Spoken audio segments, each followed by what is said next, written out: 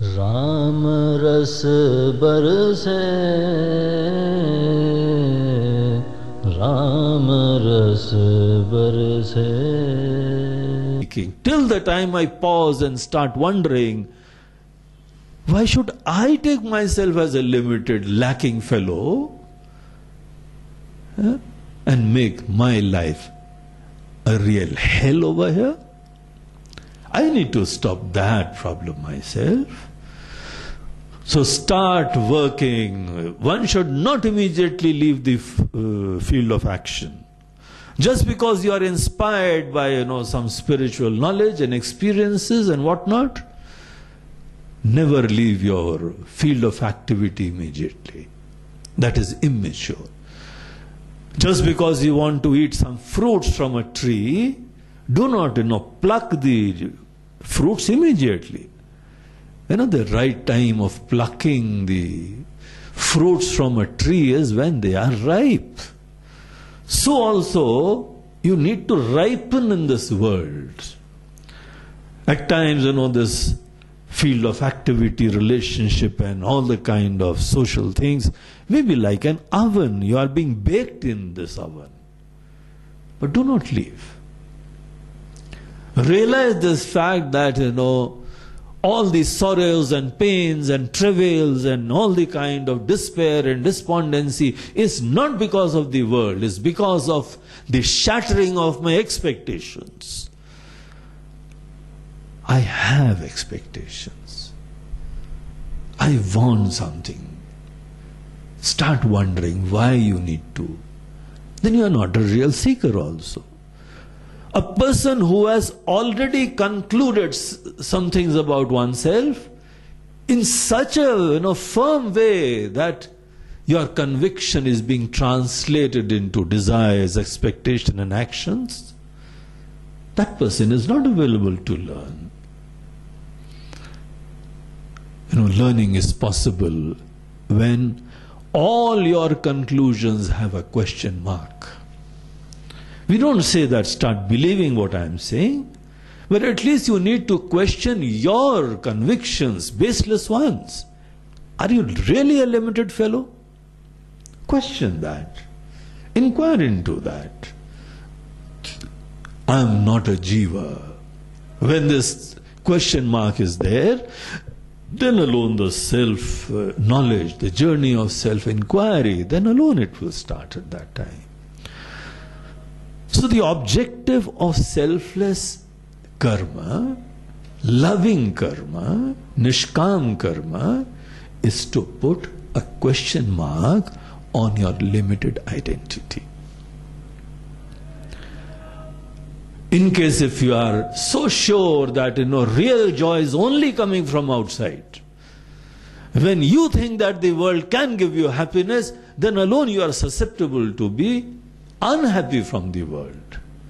In case you are not expecting anything from the world, how can you be unhappy? When you are just walking on the road, you are not expecting anything from the passerbys. At that time, nobody can ever bring sorrow in your mind because you are not expecting anything. It's only when we expect, then alone, the shattering of my expectation brings about the subjective reaction called sorrow. Not otherwise. So learn to act in a selfless way, loving way, which in other words implies that I have put a question mark on my limited, lacking identity. So number one, don't jump immediately into the bandwagon of any kind of sadhana, meditation or anything. The first chapter is in the field of karma itself. Act in a loving, selfless way. There are certain things, which one needs to appreciate, understand and assimilate in this field of karma.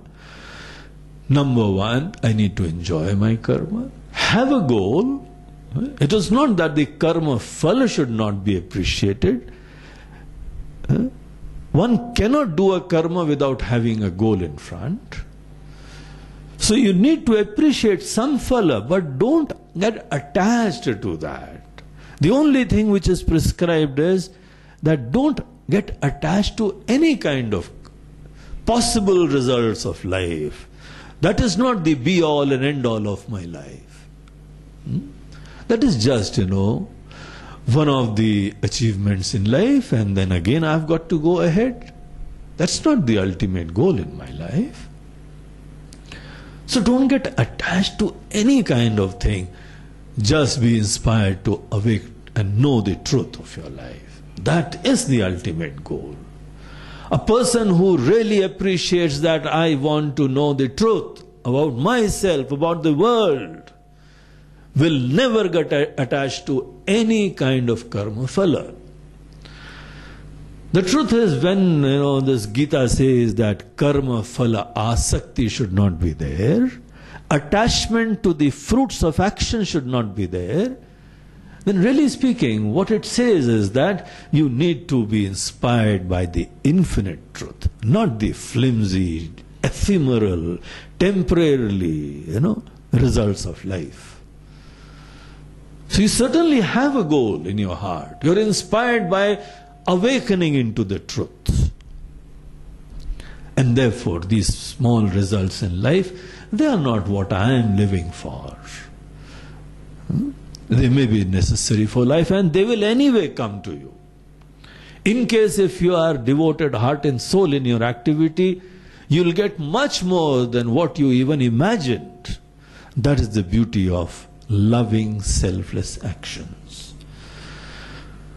So first, whenever a person, when a person comes to ashram also, any teachers also, they are given some time that, okay, now you stay over here, be a part of my family, and learn to serve everyone lovingly. There will be so many ego reactions. That is the expected part, because the person has been living an egocentric life. But slowly and steadily, the motivation is changed. That is the real teaching. A person is made to realize this fact that mere ego fulfillment can never lead you to enlightenment. You'll only be, a person who's extrovert, always looking outside the window, outside in the world, this thing and that thing. You have not even started the journey inside. So in case if you really want to know the truth about yourself and the whole world, which is one and the same in fact, then have a life of equanimity, balance, in whatever comes to you, pleasantly, not with a burden, but this is the result of your conviction that the world cannot and can never give us permanent happiness. So that is the first step in our journey to spiritual knowledge, loving, selfless action. When you have really done this thing, you have completed this phase, you have cleansed your mind is much more quieter, thoughtful in all circumstances. In fact, one needs to look upon challenges in life as opportunity to inquire into the subtle problems in life with a balance. Greater the problem, greater the challenge that I have to really go deep into this challenge and get an answer. I need to solve this riddle in life. So every bigger challenge is an opportunity to refine my thoughtfulness, subtlety, the capacity to inquire. So never get bothered about the ups and downs. These things, they just come and go. So just learn to have balance and be inspired all the time. Choose whatever thing, really you love and like. That is the place where you need to start. You should not just be bothered about anything. Don't just, waste your time in any activity. Only, focus your attention on those activities which you already have an inclination for. You are inclined, you have a love for certain activity. So rather than following the world blindly, you need to, look inside yourself, discover your love, and follow your love. And thereafter, just do loving activities.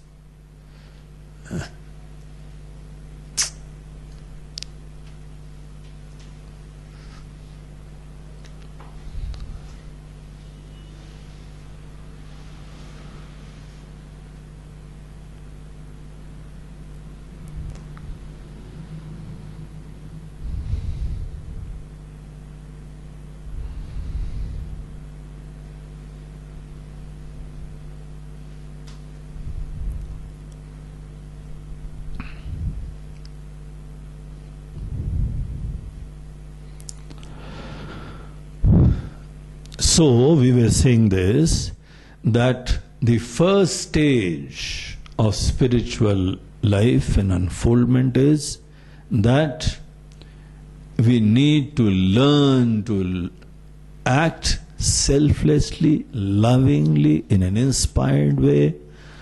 The benefit of such a kind of life is the purity of mind, the preparation of mind,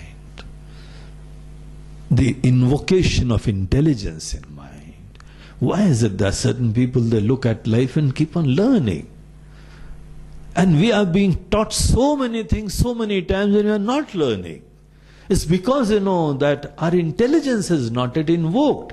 We are frittering our energy in other fields. And therefore, we don't have time to learn over here.